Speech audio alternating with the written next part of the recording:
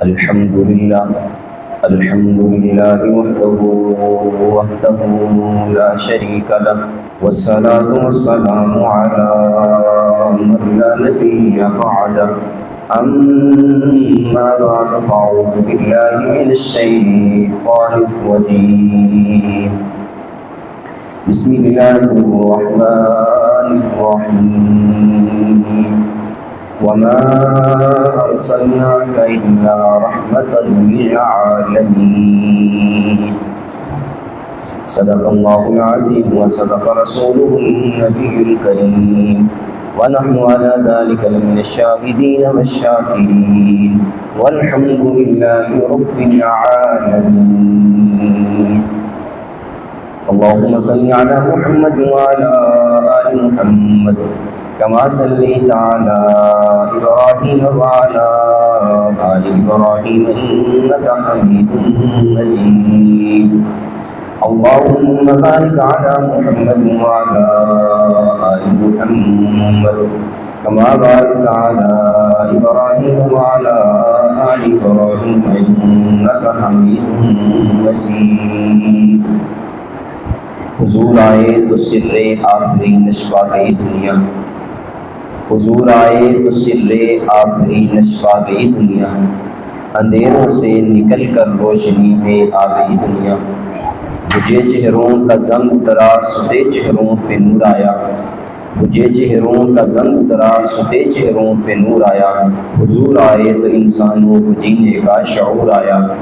یتیموں اور ضعیفوں کو پناہیں مل گئی آخر، یتیموں اور ضعیفوں کو پناہیں مل گئی آخر.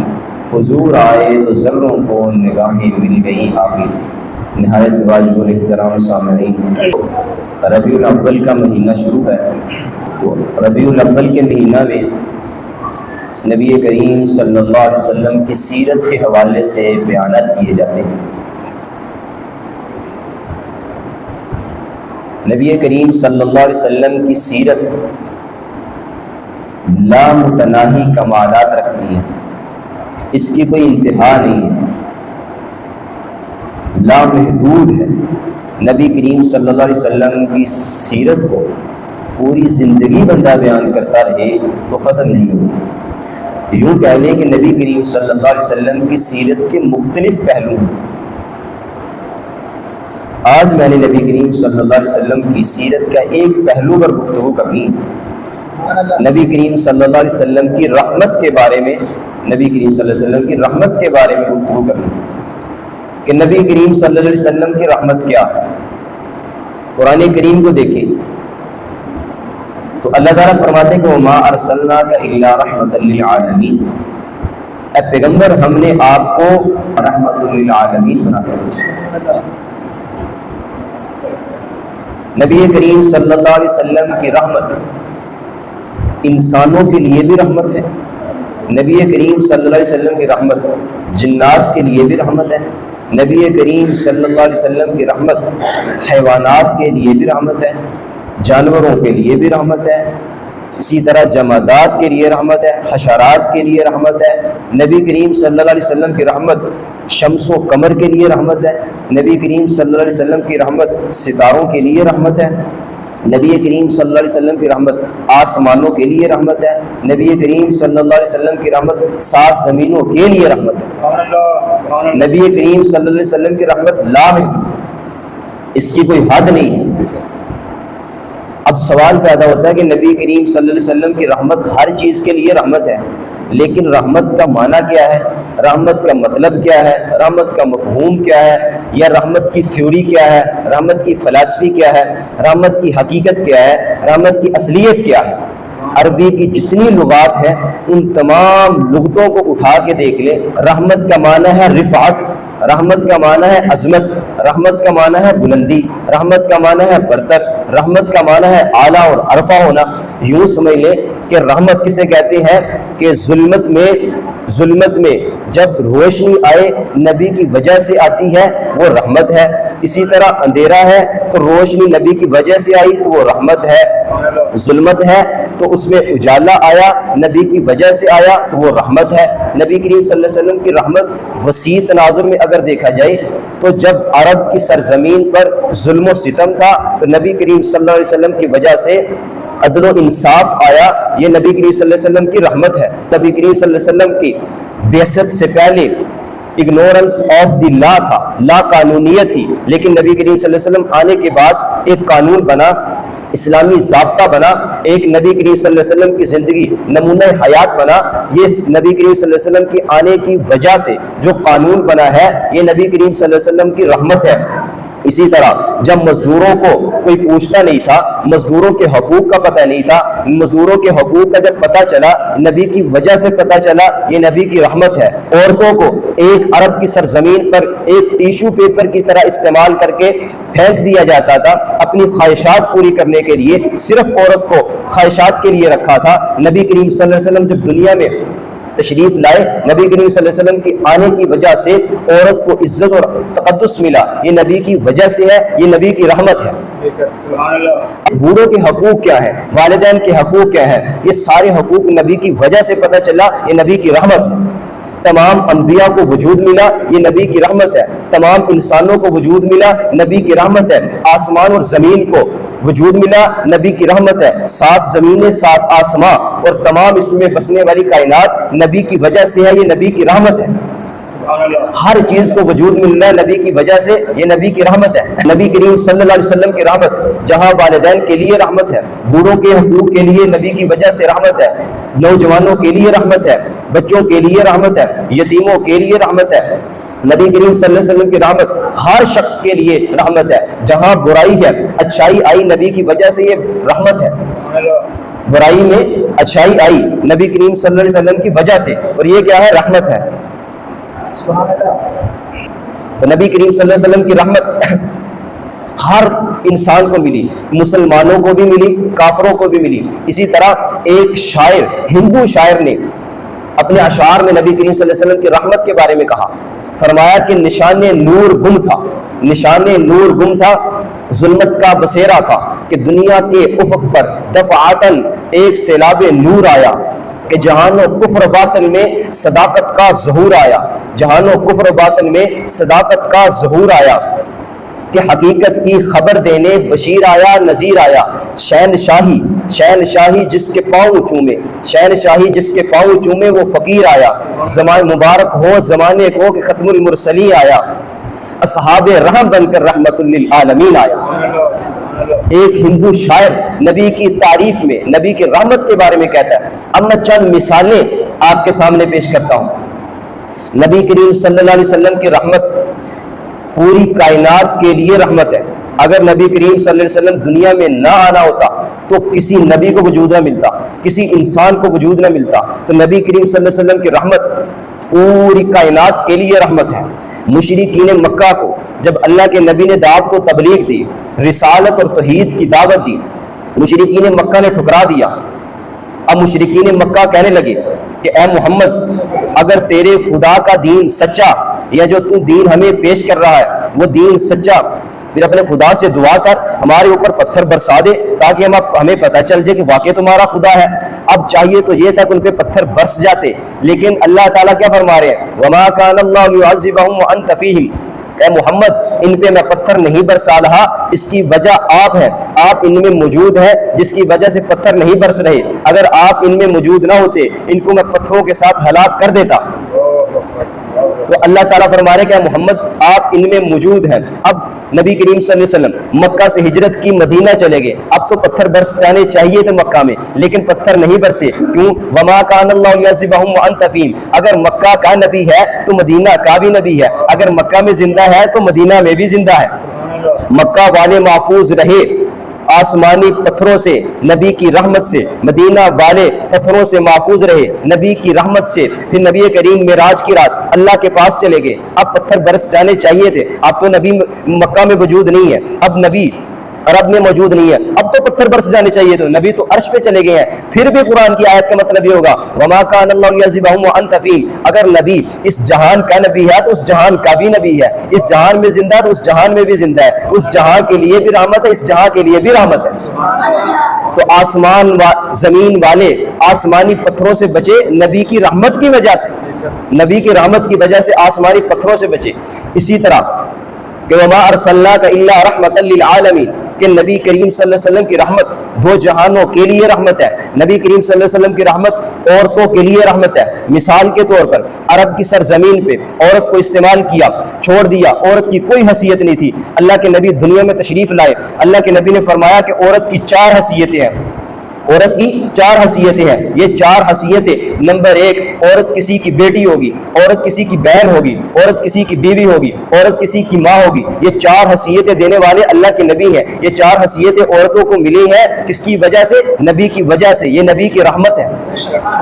عورت کو 4 حیثیتیں ملے نبی کی رحمت کی وجہ سے ملی ہیں. اسی طرح کہ دیکھیے کہ بچوں یتیموں کے بھی نبی کریم صلی اللہ علیہ وسلم کی رحمت ہے، یتیموں کے لیے نبی کی رحمت ہے. وہ کیسے؟ نبی کریم صلی اللہ علیہ وسلم جب عید کی نماز سے فارغ ہوئے، گھر کو تشریف لے جا رہے تھے، راستے میں دیکھا کہ کچھ بچے کھیل رہے ہیں، لیکن ایک بچہ ایسا بھی بیٹھا ہے جو پریشانی کی حالت میں ہے اور خاموشی کے ساتھ بیٹھا ہے. اللہ کے نبی گئے اور مبارک الفاظ بولے. اللہ کے نبی نے نبوت والے ہاتھ پھیلائے، اس بچے کو پکڑا اور پوچھا کہ بچہ تو کھیلتا نہیں ہے، نہ تیرے تن پہ کپڑا ہے، تو کھیلتا بھی نہیں ہے. وہ بچہ رونے لگا، نبوت والے ہاتھ تھے اور وہ بچہ رونے لگا، فرمانے لگا کہ یا رسول اللہ، نہ میری والدہ دنیا میں موجود ہے، نہ میرے والد موجود ہے. اللہ کے نبی صلی اللہ علیہ وسلم نے ان نبوت والے ہاتھوں سے اٹھایا، اپنے سینے سے لگایا اور گھر چلے گئے اور جا کے امی عائشہ صدیقہ کو کہنے لگے کہ عائشہ، آج کے بعد اس بچے کی ماں تو ہے اور باپ محمد ہے. تو نبی کریم صلی اللہ علیہ وسلم یتیموں کے لیے بھی نبی کی رحمت ہے، یتیموں کے لیے بھی نبی کی رحمت ہے. اسی طرح عورتوں کے لیے رحمت ہے، بچوں کے لیے رحمت ہے. اسی طرح لڑکیوں، نوجوان عورتوں کے لیے بھی نبی کی رحمت ہے.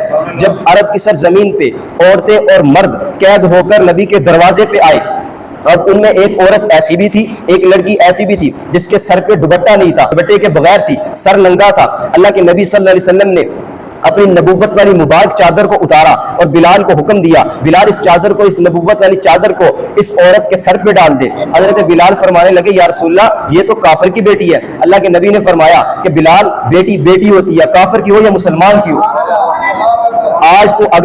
آج اگر اس بیٹی کے سر پہ دوپٹہ ڈالے گا، قیامت کے دن خدا تیرے گناہوں پہ دوپٹہ ڈال دے گا، گناہوں پہ پردہ کر دے گا. تو نبی کریم صلی اللہ علیہ وسلم کی رحمت لڑکیوں کے لیے بھی نبی کریم صلی اللہ علیہ وسلم کی رحمت ہے. نبی کریم صلی اللہ علیہ وسلم کی رحمت محدود نہیں ہے، لامحدود ہے.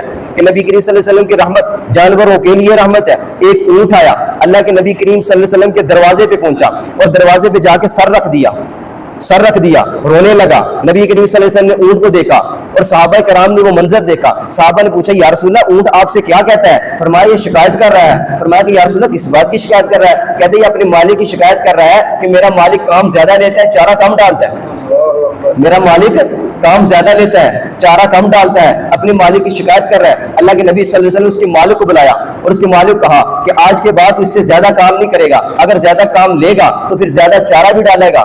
اس مالک کو متنبع کیا. تو اللہ کے نبی کریم صلی اللہ علیہ وسلم کی رحمت جانوروں کے لیے بھی رحمت ہے، جانوروں کے لیے بھی رحمت ہے. اللہ کے نبی کریم صلی اللہ علیہ وسلم جہاں جانوروں کے لیے رحمت ہے، مزدوروں کے لیے بھی اللہ کی رحمت ہے. اب عرب کی سرزمین پر جو غلام تھا وہ غلام ہے، غلام پر ظلم و ستم ہوتا، اس کو جو ہے نا ان کی دن اور رات مشکلات میں گزرتے. اللہ کے نبی دنیا میں تشریف لائے، اللہ کے نبی موجود ہے، صحابہ کرام اللہ کے نبی سے مصافحہ کر رہے ہیں، سلام کر رہے ہیں. سلام کرتے کرتے ایک ایسا نوجوان آیا کہ جس کے ہاتھ پہ نشانات موجود تھے، اس کے ہاتھ پہ چھالے پڑے ہوئے تھے. اللہ کے نبی نے اس نوجوان کے ہاتھ کو پکڑ لیا اور پوچھا کہ تیرا نام کیا ہے؟ فرمایا میرا نام سعید انصاری ہے. فرمایا تیرے ہاتھ پہ نشان کس وجہ سے آئے ہیں؟ تیرے ہاتھ پہ چھالے کیوں پڑے ہیں؟ فرمایا کہ یا رسول اللہ، میں پتھروں پر ہتھوڑا چلاتا ہوں، یعنی پتھروں کو توڑتا ہوں، اس سے میں کمائی لیتا ہوں، پھر میں اپنے بچوں کا پیٹ پالتا ہوں. اللہ کے نبی کریم صلی اللہ علیہ وسلم نے اس مزدور کا ہاتھ پکڑا اور اس کے ہاتھ کا بوسہ لیا. دنیا کا کوئی حکمران بڑے سے بڑا، ایم پی اے سے لے کے وزیر اعظم تک، صدر تک، کوئی مزدور کا ہاتھ چومتا تمہیں نظر نہیں آئے گا. دو جہاں کا نبی جس کی وجہ سے پوری کائنات کو وجود ملا، وہ اس مزدور کا ہاتھ پکڑا اور بوسہ لے لیا، اور اس کے بعد اللہ کے نبی نے ایک قاعدہ اور قانون بتایا مزدوروں کے بارے میں کہ وہ لوگ جو مزدوری کرواتے ہیں ان کے بارے میں قاعدہ قانون فرمایا۔ اللہ کے نبی نے فرمایا وہ الاجیر اجرہ قبل ان یجف عرقہ، کہ مزدور کو مزدوری اس کے پسینہ خشک ہونے سے پہلے اس کے سپرد کر دو۔ مزدور کو مزدوری اس کا پسینہ خشک ہونے سے پہلے اس کے حوالے کر دو۔ تو اللہ کے نبی کریم صلی اللہ علیہ وسلم کی رحمت، جانوروں کے لیے رحمت، عورتوں کے لیے رحمت، مردوں کے لیے رحمت، کافروں کے لیے رحمت، مسلمانوں کے لیے رحمت، ہر چیز کے لیے نبی کی رحمت ہے۔ فرما بردار تو فرما بردار، نافرمان کے لیے بھی اللہ کی رحمت ہے۔ آپ کہیں گے کہ نافرمان کے لیے اللہ کی رحمت کیسے ہوگی؟ سوال پیدا ہوتا ہے کہ نافرمان کے لیے اللہ کی رحمت کیسے؟ اللہ کے نبی گزر رہے ہیں، ایک شخص کو دیکھا تو اپنے دائیں ہاتھ سے نہیں بائیں ہاتھ سے کھا رہا تھا۔ اللہ کے نبی نے فرمایا کہ تو دائیں ہاتھ سے کھا، وہ کہتا ہے کہ میں نہیں کھاتا، اس نے انکار کیا۔ اللہ کے نبی نے بددعا کی کہ تیرا ہاتھ چھل ہو جائے، اس کا ہاتھ کام کرنا چھوڑ گیا، اس کا ہاتھ کام کرنا چھوڑ گیا۔ اب سوال ذہن میں آتا ہے یہ تو اس کا ہاتھ کام کرنا چھوڑ گیا، اس کا ہاتھ چھل ہو گیا، پھر بھی یہ رحمت کیسے ہے؟ پھر بھی یہ رحمت کیسے ہے؟ ہاں یہ نبی کی رحمت ہے۔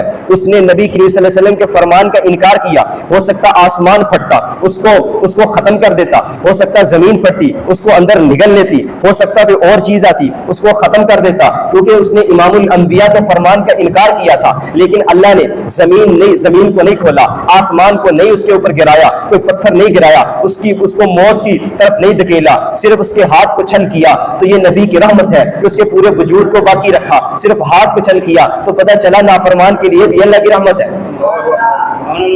نبی کریم صلی اللہ علیہ وسلم کی رحمت ہر چیز کے لیے رحمت ہے۔ علامہ ضیاء الرحمن فاروقی شہید رحمۃ اللہ علیہ نے بڑا وسیع تناظر میں رحمت کا معنی لیا کہ میں کہتا ہوں کہ نبی کریم صلی اللہ علیہ وسلم کی رحمت وسیع رحمت ہے۔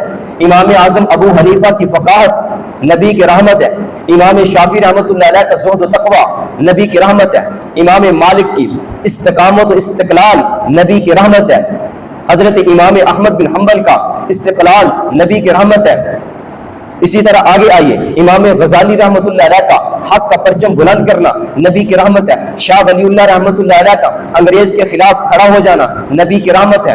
شاہ عبد العزیز کا انگریز کے خلاف جہاد کا فتویٰ دینا، عمل جہاد میں پہنچ جانا نبی کی رحمت ہے۔ حضرت مولانا محمد قاسم نانوتوی میدان جہاد میں جاتے ہیں، نبی کی رحمت ہے۔ آنکھ میں تیر لگا، آنکھ نکل گئی، اب ہاتھ میں آنکھ کو پکڑا ہوا، ہاتھ میں آنکھ کو ڈیلا باہر آ گیا، ہاتھ میں پکڑا ہوا۔ اب نبی کریم صلی اللہ علیہ وسلم کی رحمت کو دیکھیے، درود شریف پڑھا، حضرت نانوتوی نے اس آنکھ کو لیا اور اس میں رکھ دیا، ڈیلے کو لیا آنکھ میں رکھ دیا، اس پہ اوپر درود شریف پڑھ کے پھونک ماری، آنکھ ٹھیک ہو گئی۔ یہ نبی کی رحمت ہے، یہ نبی کی رحمت ہے۔ حضرت مولانا رشید احمد گنگوہی جسے ثانی امام اعظم ابو حنیفہ کہتے ہیں، وہ فتویٰ دیتے۔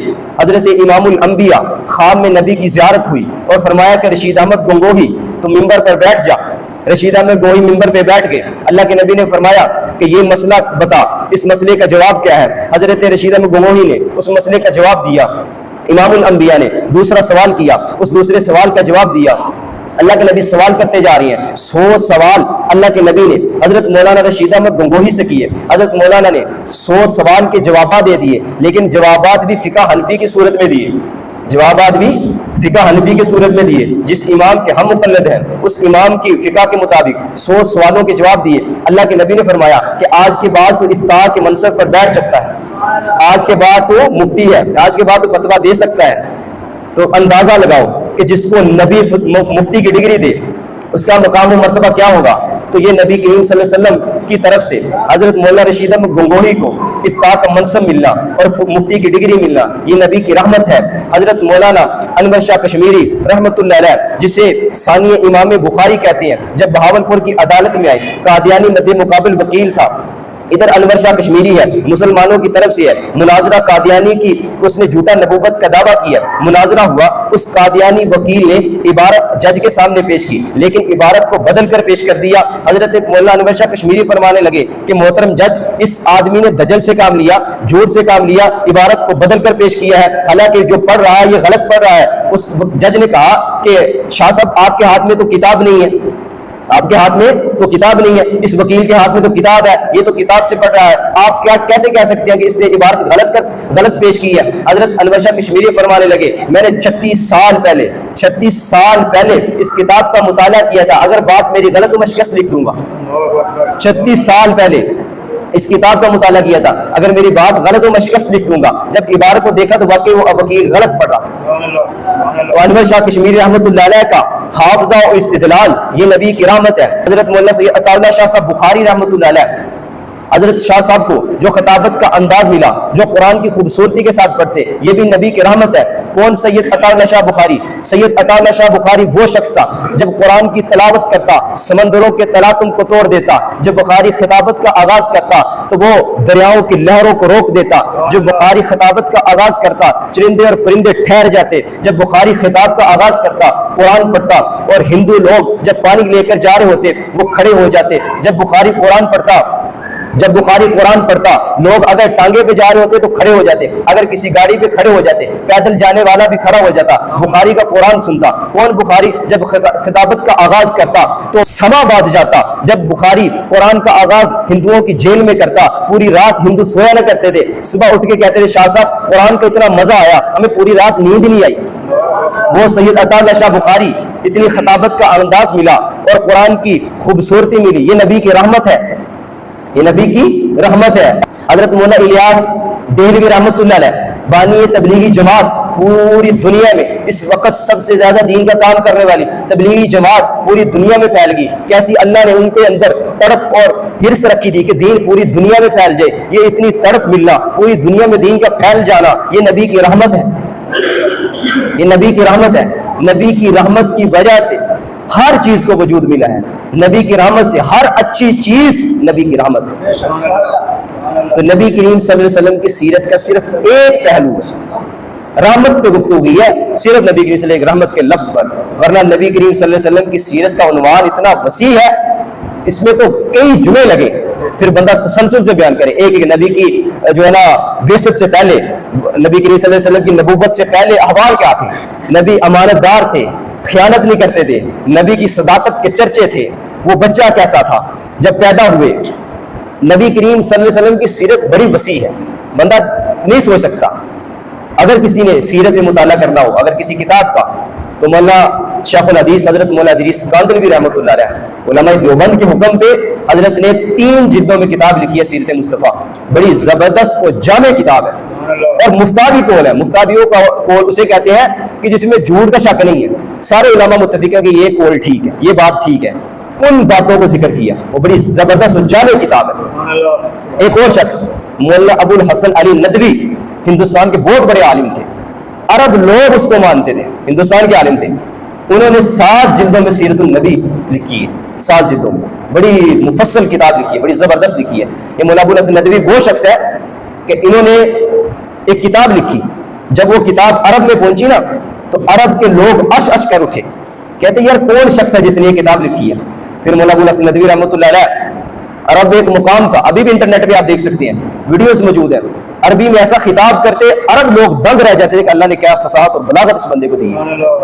یہ ابو الحسن ندوی وہ شخص ہے کہ کسی عرب بدو گاؤں اور دیہات کے رہنے والے سے کسی نے پوچھا کہ تو ابو الحسن ندوی کو جانتا ہے؟ دیہاتی آدمی گاؤں کا رہنے والا اس سے پوچھا، وہ عرب کا بدو، یہ عجم میں رہنے والا ہندوستان کا، اس بدو سے پوچھا کہ مولانا ابو الحسن ندوی کو جانتا ہے؟ تو اس بدو نے کیا جواب دیا؟ اس نے کہا مجھے حیرانگی آتی ہے آپ کی عقل پر کہ سورج چڑھا ہو اور یہ پوچھتا روشنی ہے، سورج چڑھا ہو اور یہ پوچھتا کہ روشنی ہے اس کی۔ اللہ کے بندے، اس کا نام اتنا بلند اللہ نے کر دیا، پورا عرب جانتا، تو کوئی نہیں جانتا اس بندے کو۔ تو نبی کریم صلی اللہ علیہ وسلم کی سیرت ہمارے لیے ہدایت، راہ عمل ہے۔ اللہ تعالیٰ ہمیں سیرت پڑھنے کی توفیق عطا کرے اور سیرت پہ عمل کرنے کی توفیق عطا فرمائے۔ وآخر دعوانا الحمدللہ رب العالمین۔